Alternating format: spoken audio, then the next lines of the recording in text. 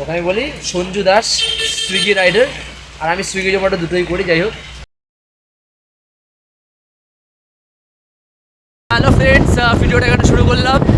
এখন বাজে রাত্রি 4টের সময় আমার বন্ধু সঞ্জুর একটা অর্ডার ঢুকেছে।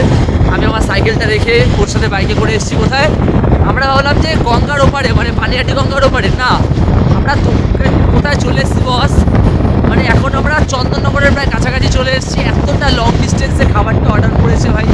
এখন নামাতে যাচ্ছি চন্দননগর শ্রীরামপুরের দিকে।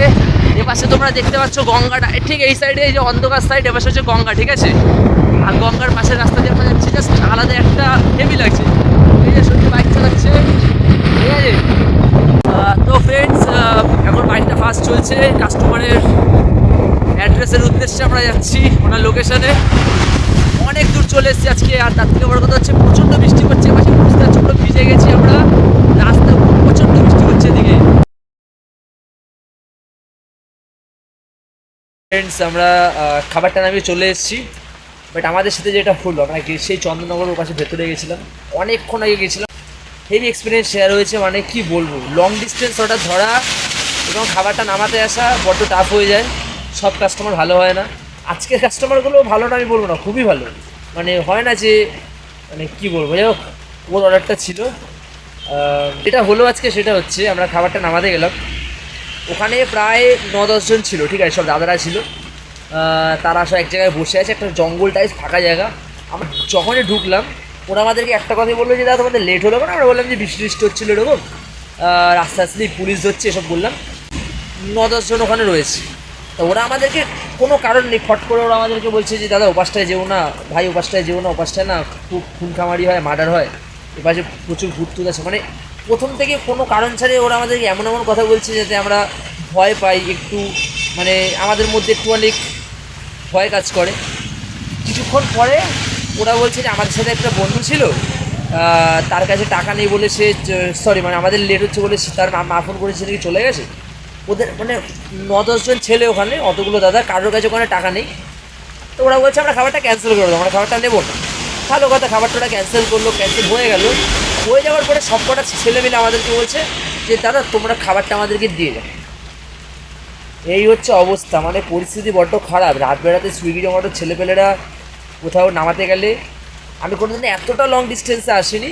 ওর অর্ডারে আমি আসলাম। আমার তো সুইগি মোটামুটি 5-6 কিলোমিটারের মধ্যে আমাকে হার্ডলি রেখে, আর সব থেকে হয়ে গেলে 7 কিলোমিটার। আর জোম্যাটোও লং টানে, বাট এতটা লং টানে। আমার বাইক আইডি না, প্রচণ্ড বৃষ্টি হচ্ছে, ভিজে গেছি। আর যখন, হ্যাঁ একটা কথা এটা না বললেই নয়, এরকম মোমেন্টে রাতের বেলায় যে কোনো সুইগি জোম্যাটো রাইডার পড়ো, একটাই সাজেশন দেবো বস, খাবার ক্যান্সেল করার পরে যদি খাবারটা অর্ডার চাই, কোনো তর্ক না করে খাবারটা ওদেরকে তুমি দিয়ে দেবো। হ্যাঁ, নিজের লোকালের মধ্যে হয়, লোকাল এরিয়ার মধ্যে হয়, তখন আমরা একটা ফাইট করতে পারি, আমরা একটা ব্যবস্থা নিতে পারি, আমরা মারপিট পর্যন্ত করতে পারি।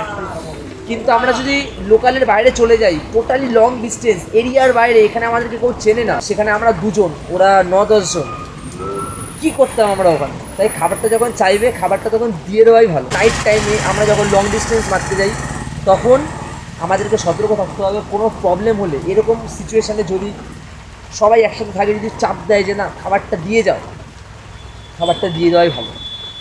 তুমি তর্ক করবে, তুমি একা রয়েছো বা তোমার সাথে আরেকজন রয়েছে, উল্টো দিকে 9-10 জন রয়েছে কাস্টমারদের টিমে, বাইরের এরিয়া, কিচ্ছু করতে পারবে না তুমি, অনেক কিছু হয়ে যাবে। সো প্রত্যেককে বলবো, ভিডিওটা এখানে শেষ করছি। প্রচণ্ড বৃষ্টি হচ্ছে বাইরে, ঠিক আছে? একটা জিনিস বলবো। আচ্ছা, সঞ্জু ভাই কিছু বলবে, সঞ্জু কিছু বলবে ভিডিও শেষ করার আগে। একটাই কথা তোমাদেরকে বলতে চাই, এত রাতে সুইগি জোম্যাটো ডেলিভারি বয়দেরকে বলছি, এত রাতে কেউ এত লং ডিস্টেন্স অর্ডারে কেউ এসো না। আসা মানেই ভুল, আসা কারোর উচিত নয়, কখনো উচিত ভালোর না। জন্যই বলছি এটা। আজকে আমাদের সাথে যা হয়েছে বস, মানে ভাবার বাইরে। মানে আমি তো মনে মনে ভাবছিলাম, সত্যি আমি আমি বলছি, আমি মনে মনে ভাবছিলাম অন্তত একটা ঝামেলা এখানে হবে, আর জানি না আমাদের সাথে কী হবে। আমি আমি সত্যি বলে হয়তো, সত্যি বলছি আমি। বাট যাই হোক, now we are safe and খাবারটা আমরা ওখানে দিয়ে এসেছি। ওরা আমাদেরকে যদিও বলছিল পরে যে দাদা তোমরাও খেয়ে যাও, বাট না, আমরা খাবো না, তোমরা খাও, আমরা চললাম বলে আমরা চলে এসেছি। আর ভিডিওটা এখানে শেষ করছি। বাইরের অবস্থা তোমরা দেখে নাও। বাইরে কিন্তু প্রচণ্ড বৃষ্টি পড়ছে। তো আমি ভিডিওটা এখানেই শেষ শেষ করছি, ঠিক আছে, টাটা।